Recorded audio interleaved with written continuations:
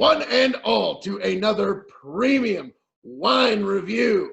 I am the devilishly handsome outlaw himself, your king of extreme, and the current holder of the golden bottle, Phil K.O.E., joined by a worthy opponent in wine herself, Nurse Ratched. Thank you. We are here to try another pink wine round, if you will. Now, Rosé for rosé. Yes, rosé for rosé. Now, the rosé pick here looks strangely familiar. It does. It was a wedding gift Ah, from yourself. I was about to say, what devilishly handsome philosopher king knew to get you some rosé for your wedding day? And I've been saving it for this. Well, thank you. It only felt right to share it with you. And yeah, I do appreciate that. I do love Cotes de Provence rosés. It's like, it will just get me there to rosé. Like, Cotes de Provence? I'm there. I'm there. And look how pretty. Yes, and it does have a golden pink to it. Oh yeah, that's... and it smells so good. That's real rosé there, folks.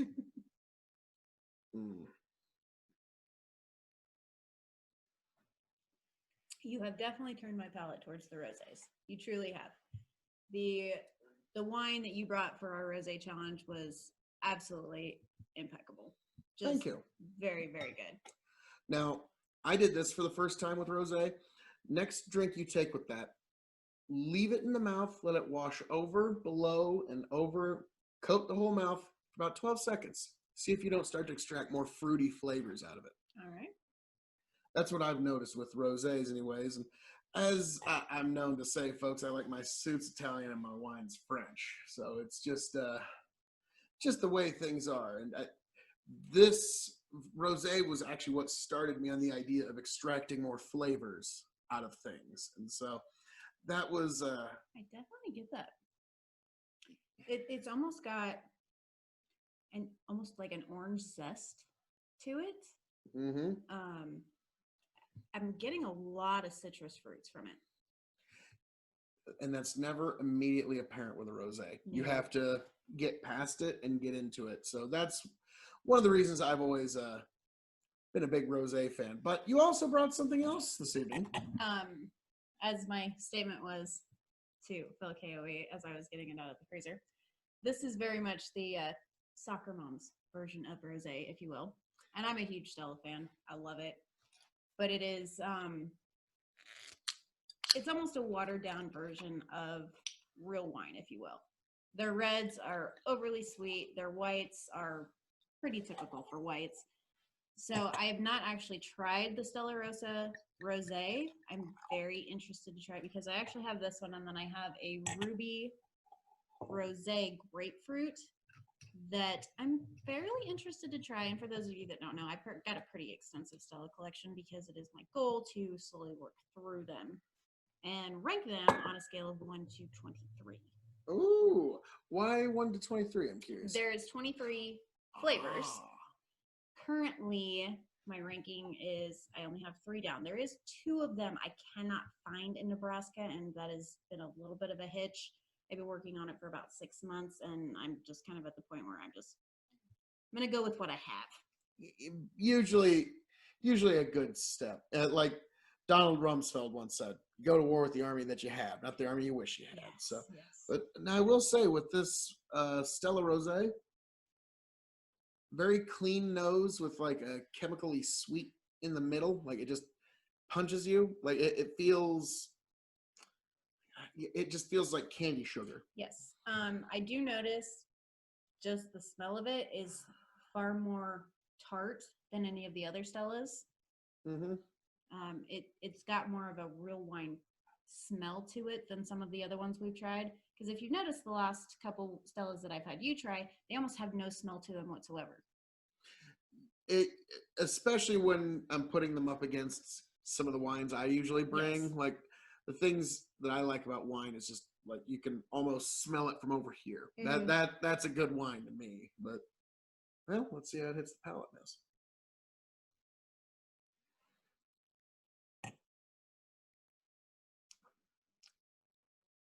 There's that overly sweet. Yep. It has kind of a soda quality to it. Yep. Not that it's carbonated, but just it's just so sweet. I think this is the first Stella we've actually tried that wasn't carbonated, if I'm not mistaken. I believe you are. I'm trying to look at the ingredients here. Wine, grape must, Moscato grape must, and a couple of sugars. So That's it. That's sweet. and it does say here actually no added juice. So interesting. So it's all It's very from the different. process. It's very different from what we've done with Stella in the past, but I don't feel like I can put it in the rosé category officially. I don't think I can. It does seem more like a flavored wine to me. Mm-hmm. But like you said, this is the soccer mom go-to. So we gotta at least give it its proper due. So curious, out of these two rosés, we will score it on a 1 to 5 star scale. Stella Rosé, actually 2. As a Stella, how do you rate this? As a Stella, I'm probably gonna be a solid 3. Solid 3. Not my favorite. I could definitely see this as a transition for people that don't know their wines very well, as an introduction into a real rosé. I could definitely see that. Yeah. If you got people who aren't really too into it, Mm-hmm. now as just a regular old rosé, It's got to be a 2 because I just don't feel like it's a real rosé. I'm gonna agree with you on everything you said there. As a Stella, I've only had a few Stellas, so I'm gonna give this 3.25 because I've had worse. Let's be honest. There's one where I just thought it was a 7-Up in my mouth. As a rosé, I'm gonna be a little harsh here, and I'm gonna have to give it 1.75 as a rosé. But as a rosé fan, that's high praise. Yes. Now, as we move on to Cotes de Provence rosé, where they invented rosé. Just thought I'd get that one in there. And also, this is an Italian wine. That's it. I'm all out of whack because I like my suits Italian. Okay, that explains it. So, as a French wine, how would you rate this? Not super familiar with French wine, so I'm a little bit out of my element there. You have definitely opened my mind a little bit more to the French wines, as that seems to be between German and French wines. That seems to be the majority of what you drink. From my limited experience, I would definitely have to give it at least a 4. You know, I'm gonna agree with you that it's an excellent French wine. I'm gonna give this a 3.75 as a French. What can you say? There's a lot of good French wines out there, but this one you could do a lot worse. Compared to the Whispering Angel, which was what you brought to our rosé challenge or a pink wine challenge, it's close, but it's not really in the same ballpark. Yeah, that Whispering Angel is amazing. I was drinking on that for the next 3 days just because it was that good. When I went to actually try and was going shopping for your wedding presents, I went right to the same place. All right, I'll throw in a bottle of Whispering. There's no Whispering. So I went with next best thing, and this is where we're at. As a rosé, or no, not. Yes, it's a rosé. I'm so sorry. As a rosé, I'm gonna stick with 3.75. It's a very good rosé. I've had some excellent ones. This is up there, but I gotta leave myself a little room for improvement. I'm gonna concur with you on that. All right. Well, thank you. Well, who would have thought that rosé would be what brought our palates together? I mean, we have such different, and anybody that knows us, we have vastly different tastes in wines, in liquors, do you even drink beer? No. If that doesn't say it all, I don't know. We've got two different tastes, but rosé, it brings the world together, folks. Which is shocking. I was adamant. I did not like rosé, but I feel like in our journeys into wines, you have definitely expanded my knowledge, and I went from I absolutely hate Chardonnays, as you call it, an ABC. Yeah, ABC is anything but Chardonnay. I actually have a bottle of Chardonnay now. Growth is good. Growth is good. It is. It's definitely a sipping wine for me now, but I have a better understanding of how to actually look at a wine now. So I thank you for that. Well, thank you, actually. That is tremendously flattering.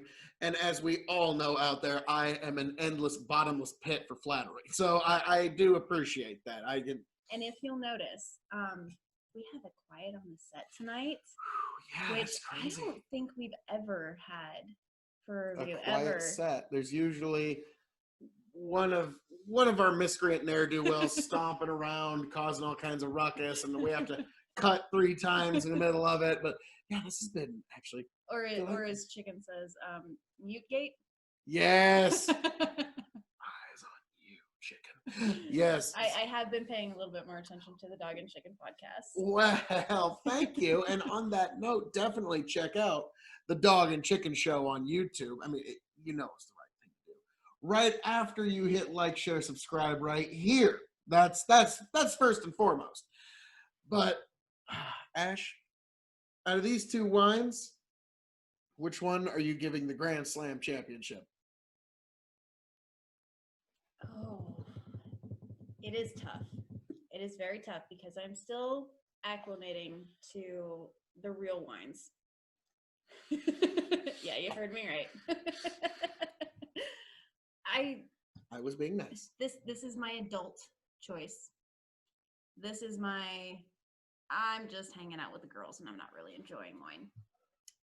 Drinking because it's drinking time. Yeah. Okay. That is my split vote, if you will. That is actually pretty good, is just dictating when you would use them. Exactly. Because this one, for my personal use, let's say like I'm having dinner with my mother and some relatives. Yes. And I'm trying to pull out something that they'll enjoy, not too strong. And something that, like this, I feel is something that you almost have to understand what you're drinking to appreciate. Mm-hmm. Whereas this is not on that same level. Yes. I totally. This I would use as a aperitif before dinner. If I'm having a large meal with lots of friends, I would serve this. Usually, like night drinking of a rosé alone is usually, for me, first night we went through about this much bottle, and I got some more bottle to go through. I typically don't go through a bottle of wine in a night unless it's a very special occasion.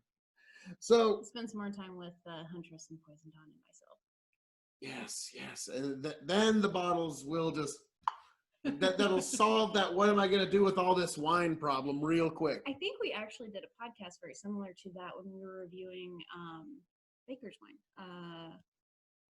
When we were at Fairmont. Oh yes, I do remember now. Precious memories. We killed quite a few bottles.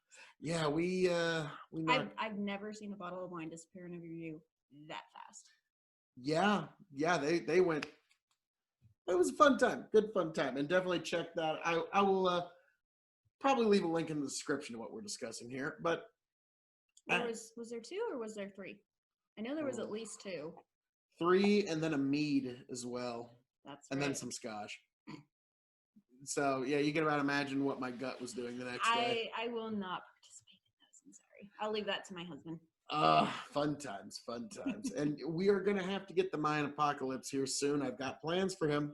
Big plans. Well, he's got a dictator now, so. Yes, that he does. So I will appeal to the dictator. Do you think you could clear some time in Maya's schedule? Well, I do work next weekend, so I could possibly make some arrangements. You are a gracious and generous dictator. We thank you. So, any last things you'd like to say to the people? For those folks that are kind of in the soccer mom wine boat, definitely try to expand some palettes. I mean, it's really, if you think about it, from these 2, it's not a far cry. It is, but it's not. The only reason that it is for us is because we have a little bit of knowledge about it. Mm-hmm. For those that aren't as experienced in it, to go from this to this in the same evening, not too much of a stretch, but definitely try to broaden some horizons. It's done amazing things for my knowledge, and to be able to do things like these podcasts with Bill K.O.E. and be more educated. And doesn't everybody want to be more educated? I mean, of course. I mean, you're watching this video right now, so you're just desperate for the education we can provide. So, you know, and you are right. These are two that could mix well in a night if you're having a very big party. And let's say this one goes empty. I know that's never happened at any parties before, where the bottle of wine that everybody likes gets empty. I'm sure the only one. So if you were to pull this one out afterwards, people would be shocked how much of a good time they're having with it. Or vice versa. Yeah, exactly. You start them off with this. It's good. It's sweet. It's approachable. And their palates are a bit more primed for sweetness. And then you bring this in to change it up, but also they'll extract the sweet flavors a lot easier. Mm-hmm. So, interesting. We're going to have a few more of these. In fact, I think we're going to need to have a Stella bottle challenge round 2 sometime here in the future. Okay, I'm intrigued. We have to select same 3 categories: white, red, rosé. Okay. But we can't bring the same bottles we brought previously. Okay. So that's the challenge.